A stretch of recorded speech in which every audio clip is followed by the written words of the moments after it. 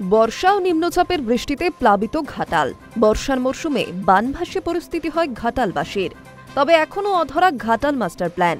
এবার এই আবহেই বুধবার ঘাটালে যান তারকা সাংসদ দেব। মহকুমা শাসকের দপ্তরে উচ্চপদস্থ আধিকারিকদের নিয়ে বৈঠক করেন তিনি এবং বৈঠক শেষে ঘাটাল মাস্টার প্ল্যান নিয়ে সাংসদ জানান, ঘাটাল মাস্টার প্ল্যানের জন্য অনুমোদনও হয়েছে। অনেকগুলি সুইচ গেট সংস্কারের কাজ চলছে, অনেকগুলি হয়েও গিয়েছে। প্রথম দফার কাজ এই মাসের মধ্যে শেষ হয়ে যাবে।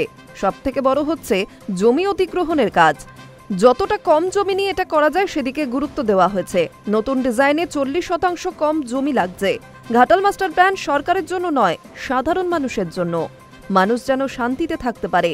19 জুন থেকে সবাই জলের মধ্যে রয়েছে। মুখ্যমন্ত্রী বলেছেন, কাজটা শুরু হলেই 3 বছরের মধ্যে কাজ শেষ হবে।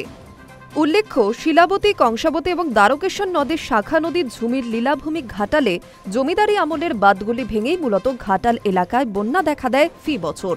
উল্টো দিকে জোয়ারের সঙ্গে আসা পলি নদী বাঁধ উপচে ছড়িয়ে পড়তে না পেরে নদীতেই জমতে থাকে পলি মাটি।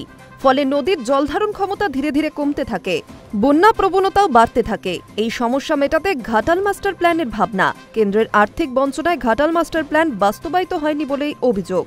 24 লোকসভা নির্বাচনের আগে আরামবাগে দেবকে পাশে বসিয়ে মমতা বন্দ্যোপাধ্যায় আশ্বাস দেন, রাজ্য সরকারের টাকায় তা বাস্তবায়িত করা হবে।